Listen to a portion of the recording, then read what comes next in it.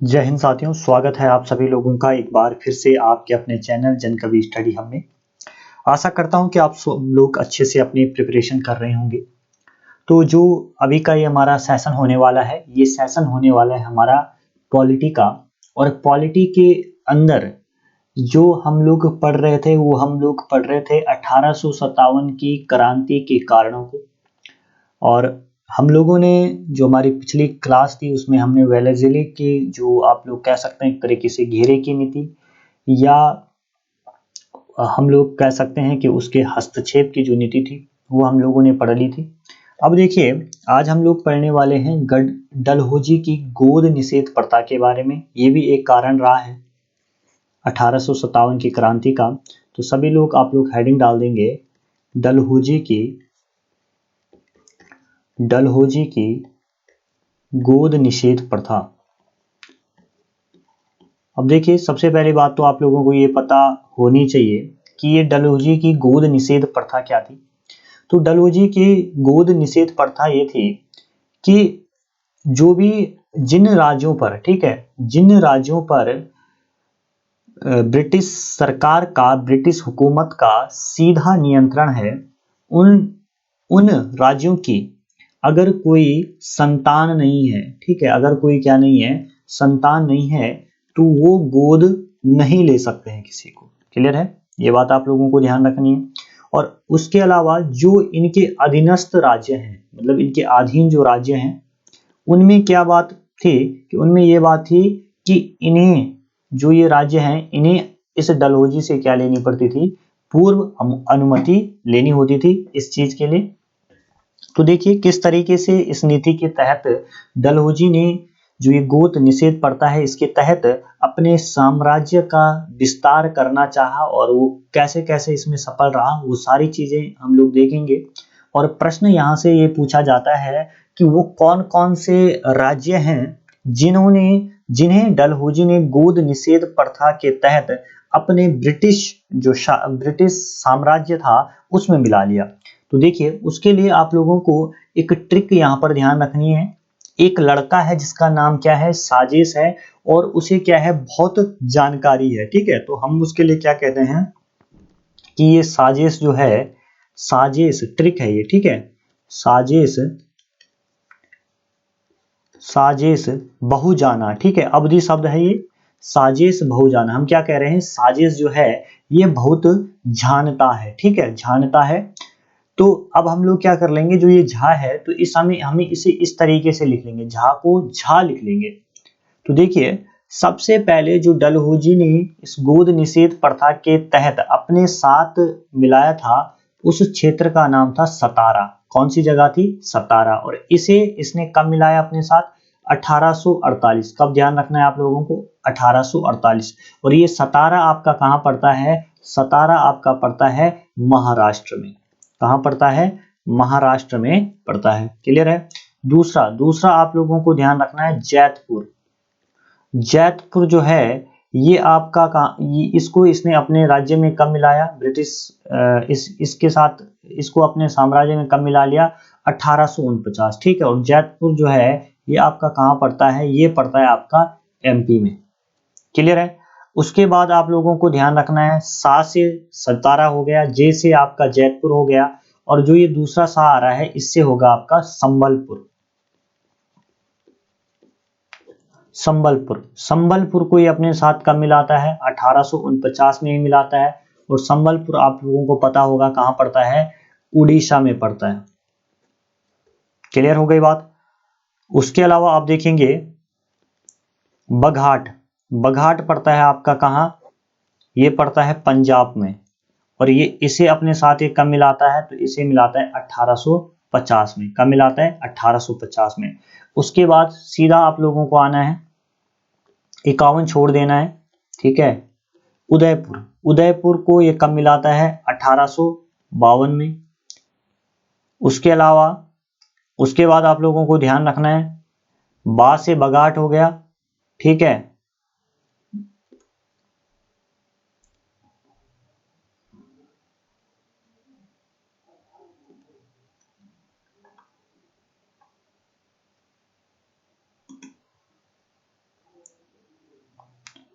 थोड़ा सा रुकना आप लोग।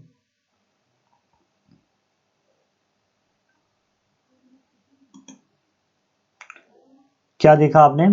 बगाट देख लिया। बगाट कहाँ पड़ता है? पंजाब में पड़ता है। और बगाट को ये कब मिलाता है? 1850 में। उसके बाद उदयपुर, उदयपुर को अपने राज्य में कब मिलाते हैं ये? 1852 आप लोगों को ध्यान रखना है। उसके बाद आप लोगों को ध्यान रखना है झांसी। ठीक है, काफी सुना होगा आप लोगों ने झांसी वाली रानी के बारे में। तो 1852 में उदयपुर हो गया, 1852 झांसी हो गया 1852। उसके अलावा आप लोगों को ध्यान रखना है अवध। अवध, अवध से पहले आप लोगों को ध्यान रखना है नागपुर। नागपुर, नागपुर को मिलाया जाता है 1854 में। कब मिलाते हैं? 1854 में नागपुर को ये अपने राज्य में मिला देते हैं। अब देखिए ये जितने भी राज्य थे इन पर तो इन्होंने, ठीक है, इन पर इन्होंने क्या किया, इनको इसलिए अपने साथ मिला दिया क्योंकि इनका कोई उत्तराधिकारी नहीं था। ठीक है, और इनको इन्होंने साफ मना कर लिया कि आप किसी किसी दत्तक पुत्र यानी कि आप किसी गोद लिए हुए बेटे को अपना उत्तराधिकारी नहीं घोषित कर सकते हैं। ठीक है, और जिन्होंने भी ऐसा प्रयास किया उनके साथ इन्होंने युद्ध किया। एग्जाम्पल के लिए है झांसी। ठीक है, और एक चीज मैं आप लोगों को बता रहा हूं, झांसी की रानी, झांसी की रानी कौन है? महारानी लक्ष्मीबाई है। आपको जानते हैं, काफी पढ़ा होगा। बचपन का नाम इनका मनु था। इनके पति का, झांसी की रानी महारानी लक्ष्मीबाई हो गई, लेकिन राजा का नाम पूछा जाता है। कौन यहाँ के राजा थे जिनकी युद्ध करते करते मृत्यु हो गई थी? तो वो थे गंगाधर राव। ये नाम आप लोगों को ध्यान रखना है, गंगाधर राव। तो आपसे कई बार पूछा जाता है कि झांसी के राजा थे उनका नाम क्या था? गंगाधर राव। और जो ये महारानी लक्ष्मी है इनको जाना जाता था महल परी के नाम से। ठीक है, आपसे एग्जाम में पूछा जा सकता है कि महल परी के नाम से किसे जाना जाता था? तो वो झांसी की रानी है भाई। क्लियर है? यहां तक किसी प्रकार की आप लोगों को कोई दिक्कत नहीं हो रही होगी। ठीक है, आप लोगों ने देख लिया कि सतारा को ये कब अपने साथ मिला लेते हैं? 1848 में। सतारा महाराष्ट्र में पड़ता है। जैतपुर को 1849 में। संबलपुर को भी 1849 में। ठीक है, बगाट जो पंजाब में पड़ता है उसे 1850 में। उदयपुर को 51 छोड़ देना है आप लोगों को। ठीक है, जिस तरीके से आप लोगों ने जो वेल जिले की हस्तक्षेप नीति थी उसमें 1800 को छोड़ दिया था, उसी तरीके से यहाँ पर आप लोगों को क्या छोड़ना है? 1851 छोड़ देना है। उदयपुर 1852, झांसी आपका झांसी भी कब? आपका 1852। ठीक है, तो उसके बाद आप लोगों को ध्यान रखना है नागपुर का। ठीक है, नागपुर को ये अपने साथ का मिला लेते हैं 1854 में मिला लेते हैं। क्लियर है? यहाँ तक किसी प्रकार की आप लोगों को कोई भी दिक्कत नहीं आ रही होगी। ठीक है, तो चलते हैं भाई। अब देखिए, अब आगे देखिए कहानी क्या है। अब चलिए, ये सब तो ठीक थे, इन्होंने मिला लिए, लेकिन अब इनको अवध, जो इनका बहुत अच्छा मित्र था, अवध ने इनका साथ दिया था हमेशा, तो अवध के साथ इनके मैत्रीपूर्ण संबंध थे, लेकिन इन्होंने अवध को भी नहीं छोड़ा। क्लियर है? और अवध पे इन्होंने कौन से आरोप लगाए? कुशासन के आरोप लगाए। तो आपसे पूछा जाएगा कि अवध को इन्होंने किस तरीके से अपने साथ किया? तो कुशासन का आरोप लगाकर इन्होंने अवध को अपने ब्रिटिश साम्राज्य में मिला लिया। और अवध के जो शासक हुआ करते थे वो कौन थे? वाजिद अली शाह। कौन थे भाई? वाजिद अली शाह हुआ करते थे। और इन्हीं वाजिद अली शाह की बेगम थी जिनका नाम क्या था? बेगम हजरत महल। बेगम हजरत महल। तो बेगम हजरत महल के बारे में आप लोगों को ध्यान रखना है कि जो बेगम हजरत महल है इन्हें महक परी कहा जाता था। जिस तरीके से आप लोगों ने देखा कि हम वहां पर देख रहे थे कि झांसी की जो रानी है उनको महल परी कहा जाता था, लेकिन जो ये बेगम हजरत महल है इन्हें जाना जाता था महक परी के नाम से। तो ये भी क्या था, एक इस तरीके से इन्होंने अवध को भी क्या कर दिया? अपने साथ मिला लिया। और कुशासन के आरोप की जो रिपोर्ट तैयार की थी, जिन्हें भेजा था यहाँ पे डलहौजी ने, उस अंग्रेज का नाम क्या था? जिसने ये अधिकारी का नाम क्या था? वो अंग्रेज अधिकारी जो था उसका नाम था आउटम। ठीक है, ठीक है, तो आउटम ने आउट कर दिया वाजिद अली शाह को। इस तरीके से आप लोग ध्यान रखेंगे। क्लियर हो गई? उसके अलावा जो अगला जो एक रीजन था डलहौजी के, जो ये गोद निषेध प्रथा है, इसके बारे में आप लोगों ने देख लिया। अगला जो रीजन था सबसे बड़ा, वो था पद और पेंशन का। ठीक है, पद और पेंशन का मुद्दा था। तो देखिए, पद पेंशन का मुद्दा क्या था। सेना के अंदर आप लोगों को पता है ब्रिटिश सेना है, ब्रिटिश सेना है। इसमें मैक्सिमम लोग कहाँ के हैं, भारत के हैं। ठीक है, भारत के ही लोग हैं, भारत के ही बेटे उसमें हैं। लेकिन इन भारतीयों को, जहां मान लीजिए कि जो यहाँ का एक एग्जाम्पल के लिए जैसा सूबेदार था, ठीक है, इस सूबेदार को यहाँ 35 रुपए दिया जाता था। ठीक है, जो भारतीय सूबेदार होता था उसे क्या दिया जाता था, 35 रुपए दिया जाता था। लेकिन जो अंग्रेजी होता था, ठीक है, जो अंग्रेज सूबेदार होता था, इन्हीं में है तो ये सब एक ही टीम के, लेकिन इनके वेतन में किस तरीके से भेदभाव रखा जाता था अंग्रेजों के द्वारा, वो आप लोग देखेंगे। तो जो अंग्रेजी सूबेदार होता था उसकी जो तनख्वाह होती थी वो 195 रुपए के आसपास हुआ करती थी। तो इतना इतना वो लोग अत्याचार करते थे। ठीक है, फिर दूसरी बात पद पद को लेकर भी था। जहां जो सैनिक हुआ करते थे, अंग्रेजी सैनिक हुआ करते थे, उनको उनका प्रमोशन बहुत जल्दी हुआ हो जाता था। समझ रहे आप लोग चीजों को। एक कारण नहीं है 1857 की क्रांति के बीच, इसके मतलब ये कह सकते हैं कि बहुत सारे कारण हैं इसके पीछे। एकदम से कोई क्रांति जन्म नहीं लेती, ये आप लोग जानते हैं। ठीक है, तो पद में भी क्या किया जाता था, अंतर किया जाता था। ठीक है, जो सैनिक होते थे, भारतीय सैनिक होते थे, उनका प्रमोशन होता ही नहीं था। ठीक है, बहुत कम, मतलब ये कह सकते हैं कि 100 में से 1 या 2 के, लेकिन इनमें 100 में से 90-95 लोग क्या जल्दी से प्रमोट हो रहे हैं। तो ये सारे खुन्नस जो थे, ये कहीं ना कहीं आपके भारतीयों के अंदर थी। तो मैं समझता हूँ कि इतनी चीजें आप लोगों के समझ में आ गई होगी। तो चलिए भाई, अब आगे बढ़ते हैं, हम लोग आगे की कहानी देखते हैं। दूसरी बात 1856 की बात है। 1856 की बात है। 1856 में आप लोगों को पता है जो मुगल शासक थे उस टाइम पे, वो थे बहादुर शाह जफर।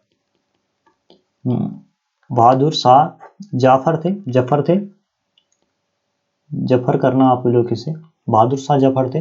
तो इनको क्या बोला गया, एक कि लाल किला आप क्या कर दो, छोड़ दो।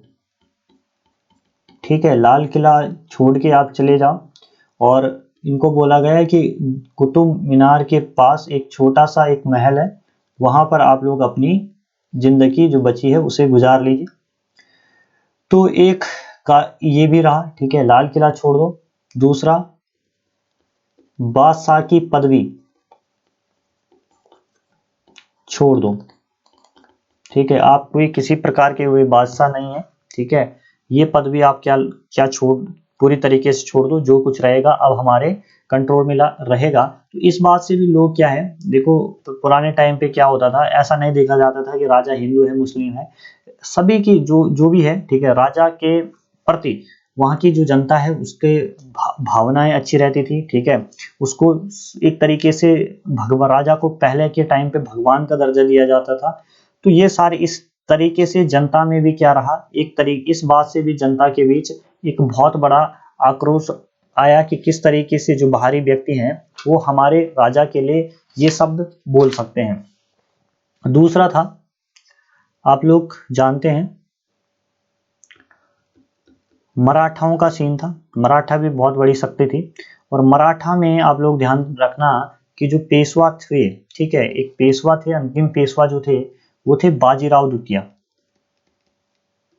बाजीराव मस्तानी से आप लोगों को ध्यान आ रही होगी। तो ये बाजीराव द्वितीय जो थे, इनके बारे में आप लोगों को ध्यान रखना है कि इनका एक पुत्र था, इनकी कोई खुद की संतान ही, एक तरीके से आप कह सकते हैं दत्तक पुत्र था इनका, जिसका नाम था नाना साहब। क्या नाम था, नाना साहब था। इन्होंने बोला कि जो ये जब तक ये बाजीराव सेकंड जिंदा था तब तक तो इन्होंने इसे 8 लाख रुपए वार्षिक पेंशन दिया। लेकिन अब ये था कि बाजीराव सेकंड के बाद इसका दत्तक पुत्र जो था नाना साहब, नाना साहब का आप लोगों से कई बार वास्तविक नाम भी पूछा जाता है। अगर वास्तविक नाम पूछा गया तो आप लोगों को ध्यान रखना है धोंदू पंथ, धोंदू पंथ। तो आपको ध्यान रखना है कि जो नाना साहब है उनका वास्तविक नाम क्या था, धोंदू पंथ था। तो जो ये नाना साहब है, ध्यान दीजिएगा, जो ये नाना साहब है, इनके लिए आप लोगों को ध्यान रखना है कि अंग्रेजों ने साफ मना कर दिया कि जब तक बाजीराव थे तब तक तो ठीक है बाबा, हम पेंशन दे रहे थे, लेकिन जैसे ही बाजीराव द्वितीय की मृत्यु हो जाती है तो इन्होंने, अंग्रेजों ने साफ साफ मना कर दिया नाना साहब को पेंशन देने से। क्लियर है? तो इतनी कहानी आप लोगों ने समझी। ये सारे जो कारण थे ऊपर से लेकर नीचे तक, ये मैंने आपको बताया कि किस तरीके से जो भारतीयों के अंदर है, जो एक आग तरीके की जल रही थी, सुलग रही थी, वो सारी की सारी आग 1857 की क्रांति में क्या जाती है, बाहर आ जाती है। क्लियर है? यहाँ तक कोई किसी प्रकार की किसी को कोई दिक्कत नहीं हो रही होगी। अब देखिए भाई, अब आता है कि क्रांति की जो तत्कालिक कारण थे उसको हम जानेंगे। कारण, ठीक है, ये तो पिछली पृष्ठभूमि थी। अब हम बात करने वाले हैं किस कारण की, जो तात्कालिक कारण था।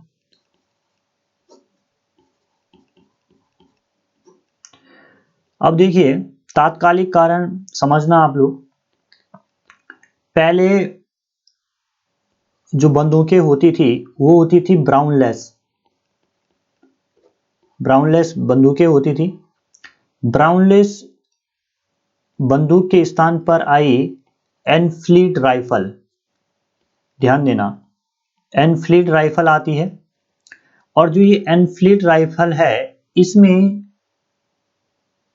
जो इसका क्राफ्ट्स होता था, मतलब एक तरीके से आप कहते हैं कि जो बाहरी हिस्सा होता था, इस तरीके से देखे होंगे आप लोगों ने, कारतूस जो होता है, ठीक है, इसके बाहर जो ये आप लोग देख पा रहे होंगे, जो ओपनर कह सकते हैं आप लोग, इसका जो क्राफ्ट्स होता था उस पर एक तो सुअर हो गया और दूसरी गाय, इनकी चर्बी का ये बना हुआ करता था। तो मैक्सिमम आप लोग जानते हैं कि जो मैक्सिमम लोग थे सेना में वो हिंदू और मुस्लिम ही तो थे, हिंदू और मुस्लिम थे। तो ध्यान से सुनना आप लोग, घटनाक्रम देखना। तो हिंदुओं के लिए भी, हिंदू मुस्लिम दोनों के लिए सुअर और गाय का अपना अपना महत्व है, ठीक है, अपना अपना उनका महत्व है, धार्मिक चीजें हैं। तो कहीं ना कहीं ये जो धार्मिक एक कारण था, ये पूरी की पूरी क्रांति का एक तात्कालिक कारण बन गया, जिससे 1857 की क्रांति को एक बहुत बड़ा एक वो मिला, जोर मिला। तो देखिए, ये जो क्रांति हुई, इसकी शुरुआत अगर हम कहें तो ये किस तरीके से हुई, जनवरी 1857 की बात है। लाइट चली गई यहाँ पे, कोई बात नहीं, ये देख लेते हैं। जनवरी 1857 की बात है। एक सैनिक था, और ये सैनिक था ब्राह्मण, ध्यान देना, ठीक है, ये सैनिक ब्राह्मण सैनिक था। और ये सैनिक क्या करते थे कि अपना अपना लोटा जो होता था पानी पीने का, वो अलग रखते थे, मतलब, ठीक है। तो एक निम्न वर्ण का सैनिक आया और इस लोटे से वो पानी पीने लग गया। ध्यान से समझना मेरी बात, ठीक है, पानी पीने लग गया। तो ये ब्राह्मण सैनिक इसे क्या करता है, अरे भाई तू मेरा कर्म धर्म नष्ट कर देगा क्या, ठीक है, कुछ ऐसा मत कर, इससे पानी मत पी। मतलब इसने मजाक में बोला, मजाक मतलब बोला इस तरीके से उसे बुरा भी ना लगे और उसे अच्छा भी ना लगे, ठीक है।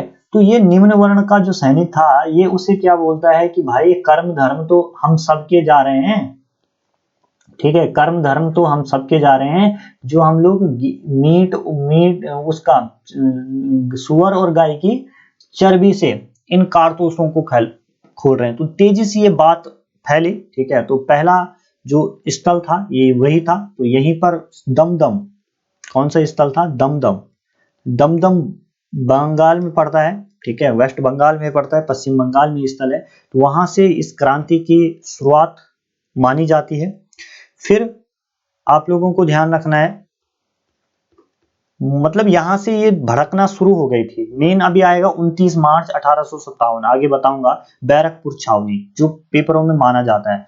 तो मंगल पांडे आएगा भी। तो फरवरी फिर 1857 में ये क्रांति आपका बहरामपुर पर जोर लेती है, बहरामपुर में जोर लेती है।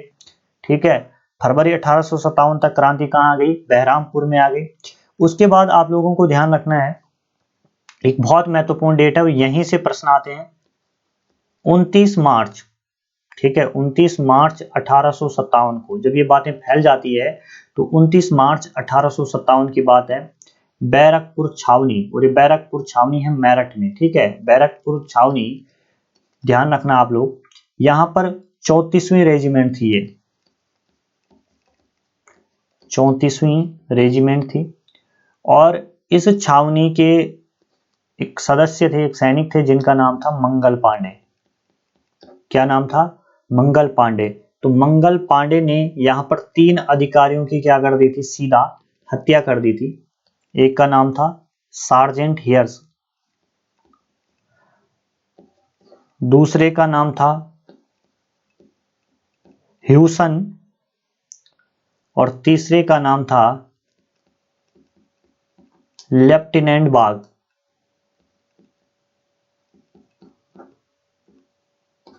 क्लियर है। तो 29 मार्च 1857, 29 मार्च 1857, ये डेट आप लोगों को बिल्कुल अपने दिमाग में बैठा देनी है। और इस सजा के बदले, ठीक है, एक डेट 8 अप्रैल 1857 को मंगल पांडे को क्या दी जाती है, फांसी दे दी जाती है। क्लियर है। इतना घटनाक्रम आप लोगों को समझ में आ गया। ठीक है, यहां तक किसी भी प्रकार की आप लोगों को कोई दिक्कत नहीं होगी। ठीक है, किस तरीके से बैरकपुर छावनी में विरोध होता है अंग्रेजों का, और मना कर देती है पूरी जो सेना है कि हम लोग जो ये एनफील्ड राइफल पे जो ये कारतूस हैं, जिन पे ये आपका सुअर और गाय की चर्बी लगी है, हम इनका प्रयोग नहीं करेंगे। 29 मार्च 1857 की बात है, Mangal Pandey sergeant here's Wilson और लेफ्टिनेंट बाग की क्या कर लेते हैं, हत्या कर लेते हैं, जिसके कारण 8 अप्रैल 1857 को इनको क्या हो जाती है, फांसी हो जाती है। चलिए आगे देखिए, ये बात आगे बढ़ती है। मेरठ में 24 अप्रैल को ये बात पता चलती है कि ये चर्बी कारतूस वाली बात ये पता चलती है, जिसके कारण 9 मई,